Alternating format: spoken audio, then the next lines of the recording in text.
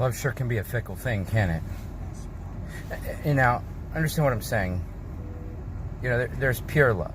There's a love of Jesus. There's a love of God. A love that invaded the earth in all its darkness to love us unconditionally, to release us from the burden of our own sin. I mean, Christmas time is a celebration of the birth of a perfect man who would die for us and resurrect to set us free from the punishment of sin and death. And, you know, like, we lose our affection for that. We lose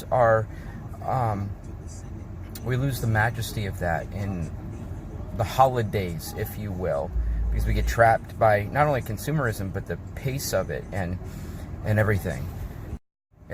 And you know, it's been my experience that this is a time that love increases. This is a time that love grows, but perhaps love flourishes, and love begins to be expressed in ways that it hasn't in a long time, or love for the first time is being expressed. I mean, Christmas time is the time that some people get engaged, some people get married, some people fall in love by coincidence, as you know, the Hallmark movies display quite a bit now. The Netflix and Hulu and all those other, you know, networks and streaming sites are creating things that are just, you know, encouraging us, exciting us about love. But the truth is love not found in the Lord is a fickle thing.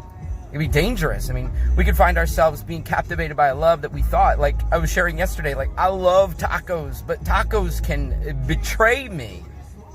I mean, there's that you know, indulgent love. You know, I'm talking about the love that you just experience, and it's just like amazing. It's wonderful. It's just incredible. And so, like, you find yourself captivated, and you're just like, oh, I'm going to go for it, man. I'm going to go for that one more taco because I'm just so in love with these things that I'm just going to go for it. And then you suffer for hours because you thought, oh, you know, my affection and love for tacos can't lead me wrong. They can't lead me astray. Or something more tragic happens, perhaps, and you eat something that you shouldn't have. Maybe the guac was just a little bit over, not just the sell-by date, but it's gone sour, and you're like, it tastes a little funny, but I'm gonna go for it because it's guac, you know, and it betrays you. You know, love can betray you. Love can be painful. I mean, just as love can be perfect and beautiful and wonderful, love can be hurtful, harmful, and disastrous. But the question is for the basis of my illustration this morning, does that mean you stop eating tacos? No. Does it mean that you quit altogether? Does that mean that you stop loving altogether? Does that mean that you surrender your idea that you'll ever fall in love again? Does that mean that you surrender the idea that, you know, people are going to hurt me, people are going to wound me, there are things that are going to happen that are tragic and painful, but does that mean that I don't step out there in some way or another and choose to love someone even when it might cost me something?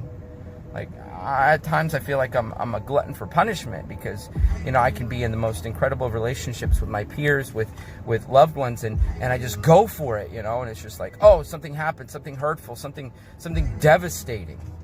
And I thought, oh, you know, I thought this time was going to be different. I thought this time betrayal wasn't going to happen. 1 John 4:16 tells us that we love because he first loved us. Now, that's a beautiful thing.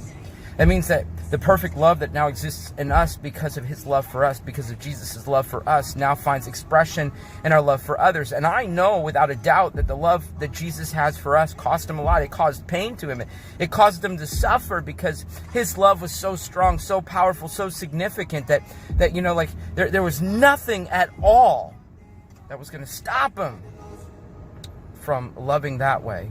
And it could be the same way for us. Like, there's nothing that should stop us from loving people. There's nothing that should stop us from being affectionate and going for it and saying, okay, I know this is going to hurt at times. I know this is going to wound me at times, but I'm going to love others because I know that God first loved me, and it's worth it. It's important. It's critical. It's special. It's valuable. It's going to change their life. It's going to do something wonderful for them. It's going to change everything about who they are because I loved. I mean, tacos can't love you back, right? How many of you guys are thankful for the person who loved you even when you were a disaster? when you are a hot mess, when you blew things up, when you blew your life up, when you destroyed everything, someone loved you anyway. Somebody said, I'm going to be by your side. I'm going to, I'm going to stand beside you. I'm going to encourage you. I'm going to bless you. I'm going to strengthen you. I'm going to pray for you. I'm going to give you the love that Jesus has given me, and it's going to cause me pain, but you need it. You're desperate for it. You need the kind of love that's just gonna last. And you can love people from a distance. I'm not telling you that love requires you to walk into closer proximity to the people that have wounded you. You can love people from a little far off, because sometimes they're just too toxic and too dangerous, and they may know that you love them, but that you're not always right there. I know that I'm thankful for the love of others when I've been messed up. And I know that others have been thankful for the love that I give them even when they've messed up. It's like, when's the last time you decided that you were going to love somebody anyway? When's the last time you were going to decide that you were going to step out there bravely and boldly, that in the same kind of love that 1 John talks about, the kind of love that God gives us, the kind of love that God has for us, that we just go for it, that we are deliberately in love with others, that we are deliberately going to give ourselves completely and totally to Him, that we're going to surrender to Jesus and say, okay, love, I'm going to love, I'm going to love, I'm going to love, I'm going to love, because others need it. Others need it. And you need it. You need it. So love somebody, be loved by somebody. I love you guys. Even more so, Jesus loves you. Be encouraged today. Love.